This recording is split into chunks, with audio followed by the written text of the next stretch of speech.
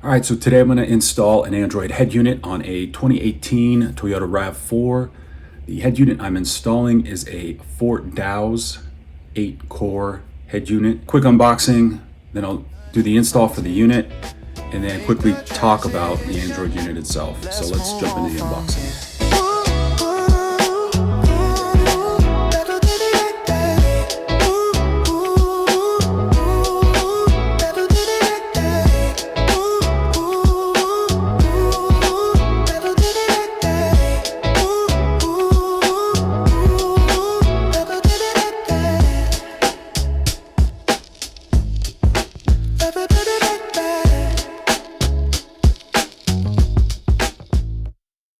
Go ahead and disconnect the negative side. We're going to be removing the head unit. So first thing you have to remove is this top bar here.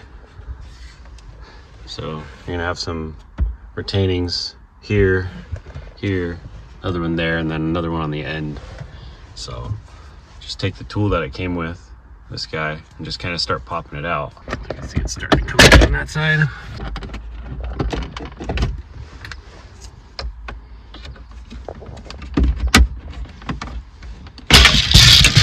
Once you get that guy off, it's a lot easier to access all this other stuff, because you have to take the vent clips off and then the head unit replace. I'll also have to pop this off just to get access to in there. So these guys, they just pop right out. So there's just the little clips on the back, so you can give it a little wiggle, and that whole vent comes out. And then in the new unit, it has a little spot in there that you can plug those in. So pull those both off, wiggle. There you go. To take this guy off too, has these little yellow clips that are in there that retain your emergency light. The easy way I just found is needle nose. Just using this tool here, and just kind of feed it behind. And it does a good job of just popping that off. Repeat on this side. Pop. And then this. So for this, I'm just going to leave it. I just hang it up on the dash. A 10mm here. A 10mm over here. You got one down there as well. And then one right down there as well. So go ahead and remove those guys.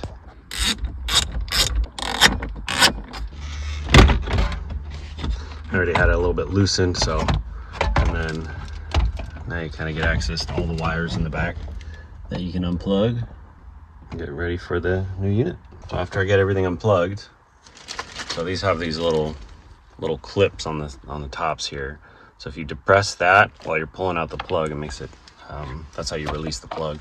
And we can start prepping the new head unit. We aren't going to be using the bolts and those retaining clips that we pulled these out from, these guys over here. So we're not going to be reusing those. We're going to be using these clips, these extra little trim pieces, right? And they're labeled right and left. And then your retaining clips are in here as well. So these ones are labeled specifically for each area, and they do have, just says JL or DL, or they are keyed to mount to 4 positions. So you have one that goes here, one that goes here, one that goes over here, and another over here.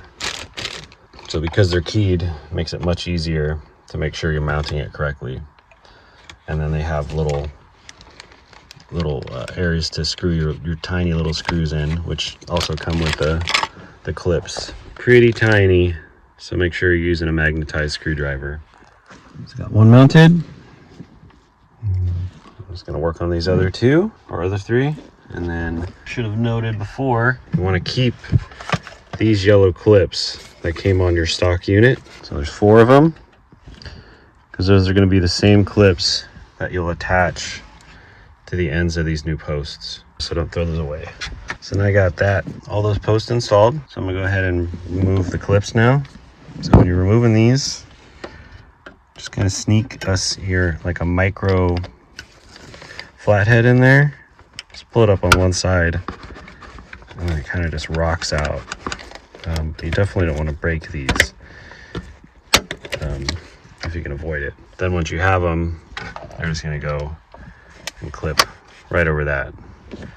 something that I did want to note is you can definitely over tighten these screws. You can see that the plastic is kind of softened and mushrooming. Thankfully it didn't break and crack, but keep a note out for that. So I noticed it on a couple of them, but it's hard to get them nice and snug because of that. So I got all 4 of them mounted. So this guy's ready to get plugs. So I have the main harness here, and then you have your auxiliary plugs. So if you're going to be running your camera, that came with it, you'll need this as well. But these are pretty straightforward, and one size fits only one of the plugs. So what you do is you just match up what you have here to what you have here, and just make sure they click. Typically you want to start with the dash plugs first and then mount them to your unit, your head unit. Just makes it a little easier to wrangle. So now we can remove these little housing clips here. So you want to remove the outer frame of this, push these clips out just to remove this face on this. So once you pull the face of it off, removing those clips on the side, you can go installed back onto that head unit. Glide those clips in place. So you have the front and the back on that side, and then you have the front and back on this side. You just click it in. So now that guy's set. So I'll go ahead and remove and replace the other side as well. And I did neglect to say to keep the clips from the other parts of the components that you removed from this. So this thing should have a total of 7 mounted. You're gonna have 2 extra from what we pulled from the stock stuff. I'm gonna be plugging in the GPS antenna as well. I'm gonna try to sneak it right here.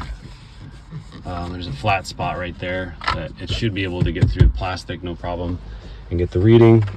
I'm also going to be using the 4-pin USB, and that just plugs straight onto the head unit right here. So plugging that in, and then I'm going to run it in through here just to have another USB receiver if I wanted to, for some reason, plug into my head unit. Everything else though, pretty much is going to be taken care of with the wiring harness. Got all the wiring harnesses just matched up shape to shape.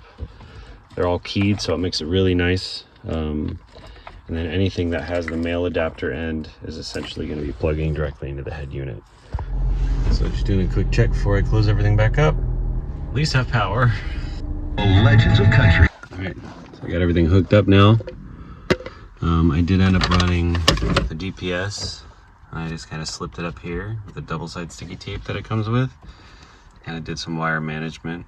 And that'll all tuck back. Everything's plugged in, and then I ran the mic.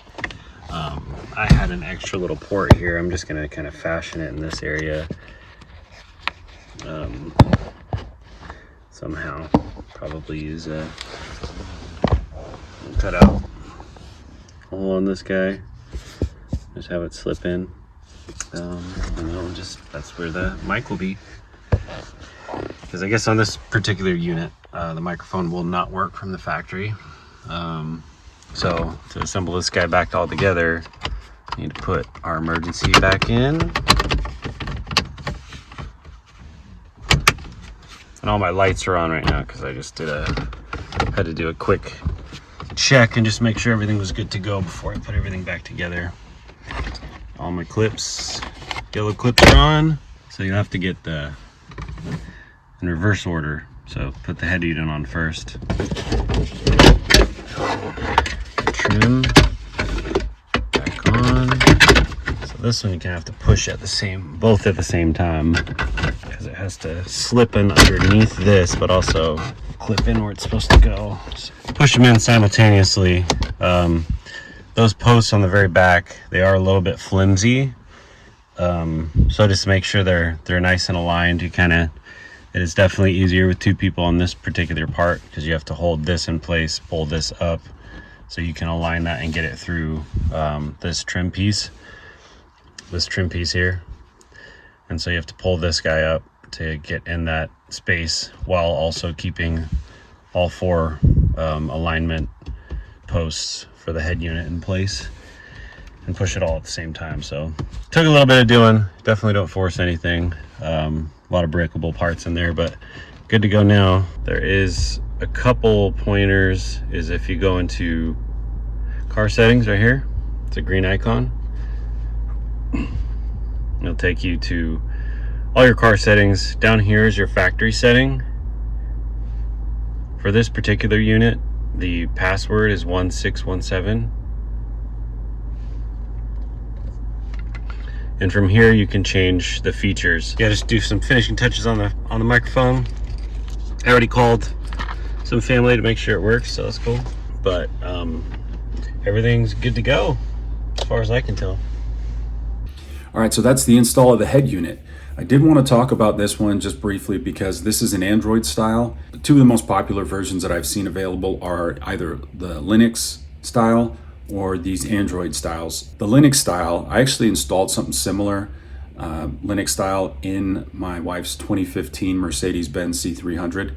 And the Linux style is great for its simplicity, especially if you have a user that might not be super familiar with a bunch of different features or even care about the features. Maybe they just want to have basic functionality like CarPlay or Android Auto.